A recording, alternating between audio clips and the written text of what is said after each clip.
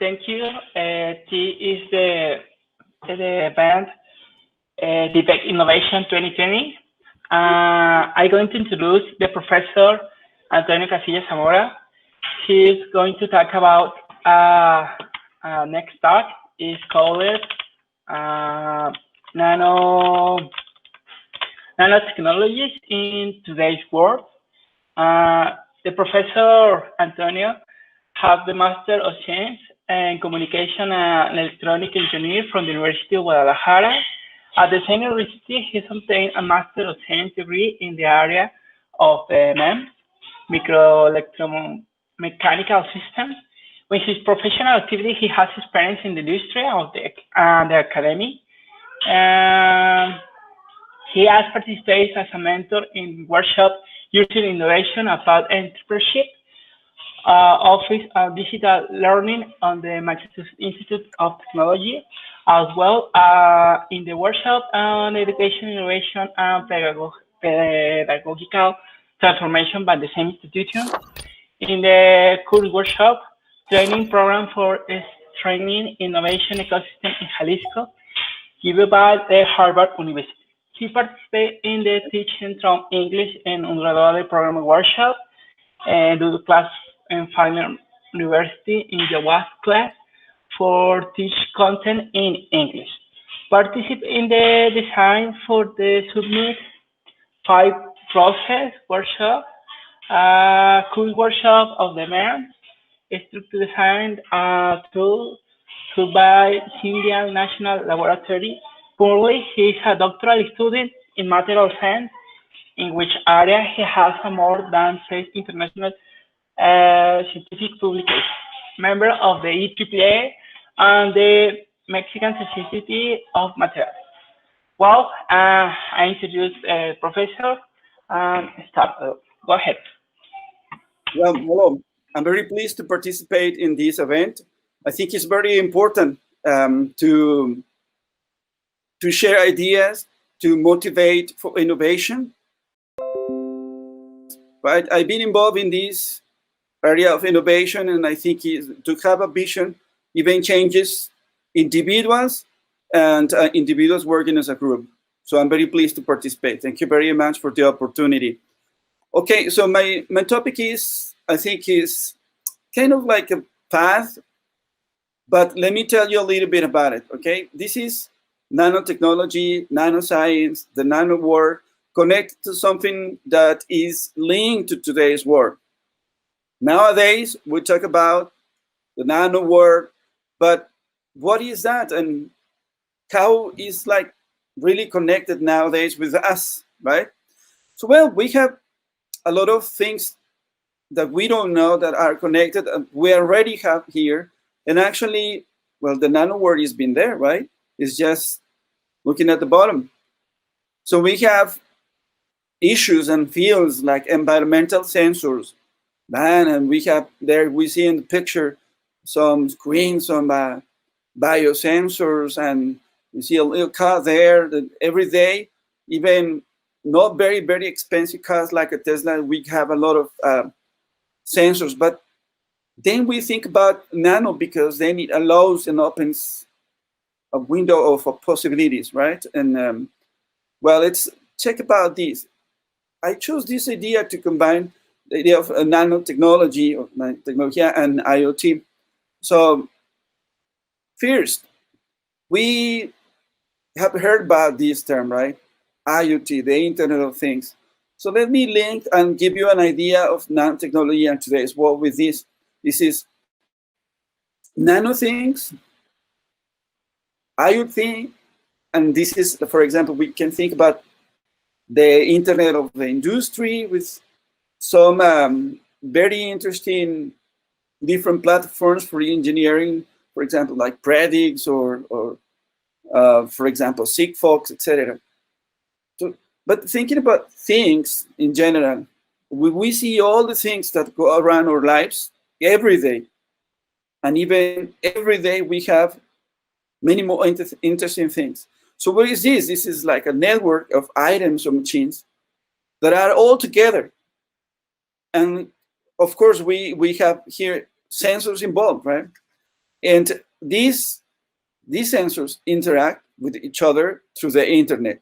Well, this is the idea, all right? And now, this is nano things, because every day we see more possibilities at this level, right? So we have micro, nano, bio, nano it is, right?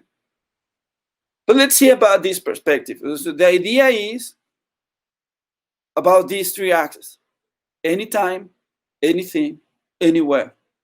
So we can be moving, we can be inside or outside, day, night. Yes, about places, again, the same. But this is interesting, the perspective to have it human to human, human to think, thing to think also. So IoT has many different applications. I told you we can see it everywhere and anywhere at any time. We have it in transportation. Yes, I know we have seen many advances. For example, autonomous driving is driving a lot of people crazy, so interesting, so appealing. Domotics, that is here with us, in our houses, to have the possibility to have more control, more, like, let's say, well, to be more comfortable, for example, security at home, etc. Right? The environment, which is part of my interest, I will tell you in a minute. The health sector, of course, with biotechnology, of course, at this level, it increases the possibilities to have a better life. So we have apps, right? So you can imagine here, you can have your refrigerator, and it tells you what you have inside, so what you need when you go to the supermarket, and then you buy what you need, and you can be updating through your app about what you need. So this is about connection. So anytime, anything, anywhere, right? For example, also scanners to identify levels in clothes. There is a big store, actually. I won't say the name, but the biggest in Spain for clothing. You know which one I'm talking about. They say every cloth, every piece, every item you buy has got a little sensor that sends information, consumer information, but information. And well, there are many possibilities. And we have, for example, here with moving products, and the stuff there is, this information is everything, data, analytics. So it has become something very important, every day more important. But let me tell you a little bit of the basics, okay? Because we talk about IoT, but let's picture this in this general 4-layer model. So I'm saying sensors because we need information, right? This is all about information. We're talking about sensing and identifying with very different devices. Sensors is a very interesting and beautiful topic, and actually is my area. And of course, we have to focus on one, but sensors in general is the acquisition of information, and that's what we want to manage, all right? So, for example, here we have another layer is the network construction, to manage and condition this information, to send it to a network, to do something with it. In the next layer, which is the information processing with analytics, and then we have the integrated application. Well, this is one of the models, right? But it's the basic idea to have these layers, to acquire the information, to go through a network, yeah, to send it, to process it, analytics, and then integrated application. Okay. So, well, for example, let's say we have the idea to enable this technology. So we have, for example, radio frequency, labeling things, identifying and tracking information about things, right? So we have the sensors acquiring the information and processing it with conditions. or conditioning. Smart tech, yeah, thinking things through, right? Like, for example, smart houses. Now you go to buy a new house and you have a very realistic possibility to have a smart home, right? And buildings, of course, with security, and not only thinking about security like in the movies, but also the idea of having a smart building to have sustainability and going even according to the United Nations. These goals that we have, these 17 goals to go to them, right? Like sustainability and all these other health, etc., etc. And well, nanotech, cutting things down, like doing smart things that connect to the internet. But this is the idea.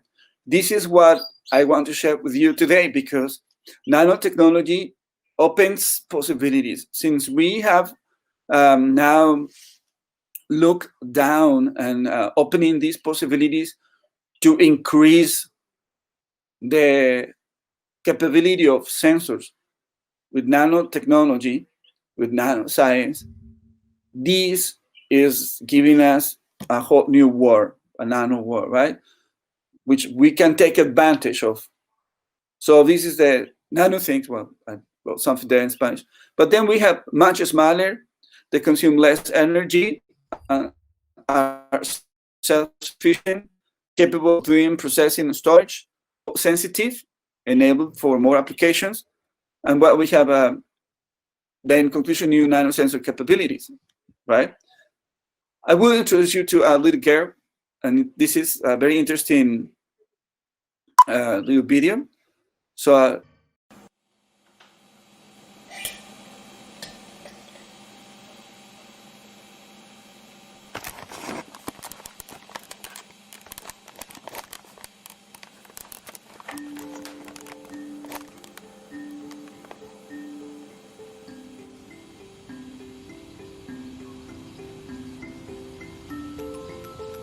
Hey! Do you know what nano means? It means small, very small. It is 1,000,000 times smaller than the smallest measure on a ruler. If you want to get an idea of how small a nanometer really is, you'll need to take a piece of hair from your head. Go on, it won't hurt. Got it. Now take a good close look at that strand of hair. Not much to look at, is it? If we were to shrink you down, smaller than the smallest thing you can see with the naked eye, you will find that your piece of hair starts to look a lot more interesting. You are now about the size of a red blood cell. Your strand of hair is a massive tree compared to you. Even at this size, you're still about 1,000 times too big to be considered nano. To get you down to the nanoscale, we will have to shrink you to about 100 nanometers tall. Hey, where are all the lights? You are now smaller than the wavelength of visible light. You are practically invisible. But for the sake of demonstration, I think we should turn on some lights. At this size, the red blood cell is 1,000 times bigger than you are. It is like an enormous stadium. Welcome to the nanoscale. You could probably hold a common cold virus in your hands quite comfortably now. The rhinovirus is only about 30 nanometers across and is nearly impossible to see next to the red blood cell. A red blood cell is too big to be considered nano. However, it's made up of all kinds of nanomaterials. If you were to look close enough, you would see that the outer walls of the cell are stabilized by a flexible, mesh-like protein skeleton. The bars and connectors that make up this mesh are considered part of a nanomaterial. Without these reinforcing nanostructures, the cell would be much more fragile and not nearly as flexible. It wouldn't stand a chance in your body. Everything is made up of nanomaterials. Nanomaterials are an arrangement of molecules and atoms that, when combined, create stable building blocks that can be made into larger, more complex materials and structures. Which is pretty much everything. including this little piece of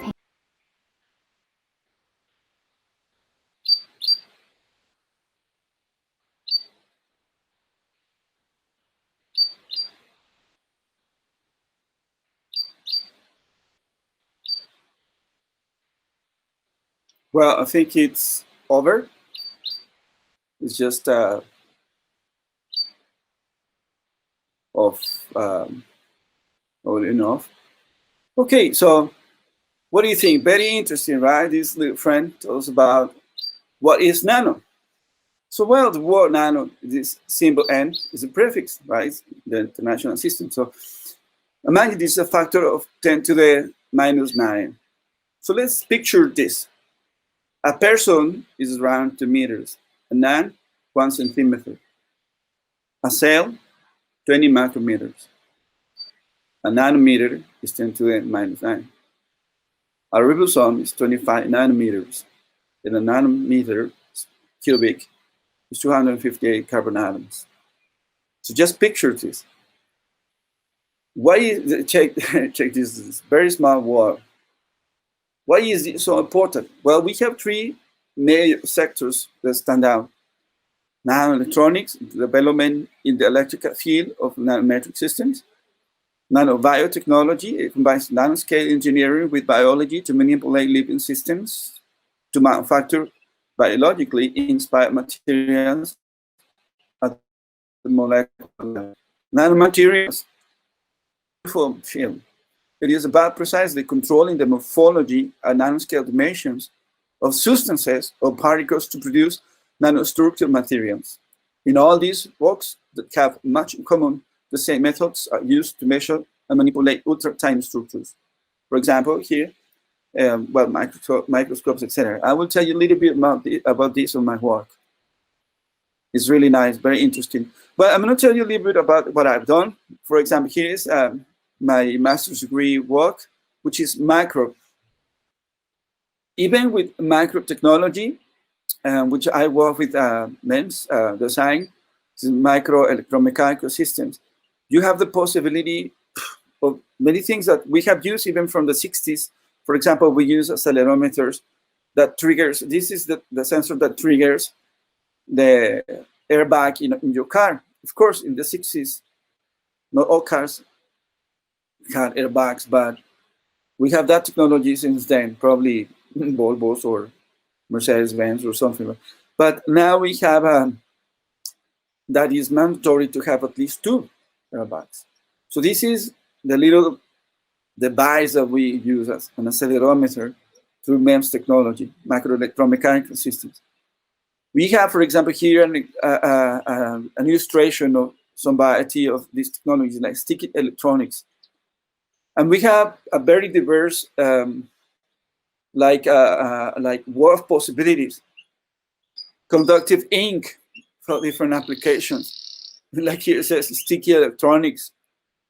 So now we have, imagine going to nano, going with the possibilities of having more and more in little space. Like, let's say, I remember even now the microprocessor for an iPhone. It's got billions of transistors.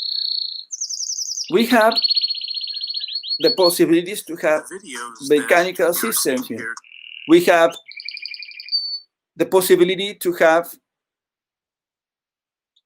storage of energy at this level, to have movement, to have a little bag there in a MEMS, to have, for example,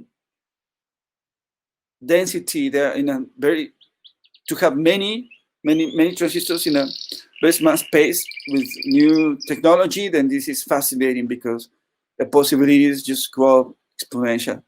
And having these mechanisms at micro level or nano is fantastic because we have more possibilities for applications, which is what we want. This is fascinating, this video of some MEMS working, some mechanisms working there. It's really fantastic to see how we can manage technology to even have little mechanisms. There was this project of a real like a chessboard to put chess at this level. It is fantastic. And well, we have many companies and different approaches to get to the goal, right? This macro nano world is very interesting to have to use our creativity and innovation on this, right? This is my message, that even with micro we can work so many interesting mechanisms working here, etc. But if we go to nano, then our possibilities increase too, right? Well, let me continue here and tell you that my area is nanomaterials. So nanomaterials is here in the middle, talking about materials in general, chemistry, physics, and biology. So it involves some basic areas, but everything, because if we talk about electronics, we need to go into this to develop new devices, materials for new devices. And talking about nanomaterials, we go to this because we go to these basic ideas, to this core of science, to understand how it works at this level. This is a very, very common phrase that I don't want to like avoid saying it, even if it's very mentioned in these talks, that Richard Feynman said in 1959. It says, there is a lot of room in the background, or there are the bottom, right? There's this variation, but he said, well, look at the bottom there, check what we have there, because the rules change and we can use them in favor, right? So this is the idea, because with this we can go further, right? So check this idea. Here we have the nature versus, like here we have man-made and scale. In the nature, we have examples like insects, cell, bacteria, biotechnology, DNA, etc., right? Biological.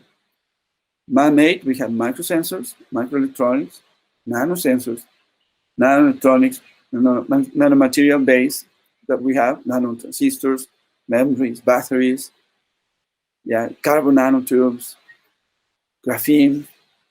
This is, for example, we have MEMS and we have NEMS, right? So this is actually very interesting, allowing technology to be connected. For example, here an illustration of a nanorobot, which is really a possibility, okay? Here to have a nanorobot in the bloodstream, subsystem transport, nanorobot that performs cellular surgery. For material, very, very popular now. Sometimes they are like fats, right? It's graphene, an atom-thick sheet of carbon atoms bonded together in an hexagonal shape. Just one layer. Check this. It's very virtual. We have many possibilities with this material. So it's very expensive now to produce it, but the possibilities of its use are very interesting. Okay, so we have some materials, and some are like fashion, that we listen about them. But then we have things at nano level and the design of them. For example, here we have nanosensors, nanoactuators, nanomemory, nanoantenna, right?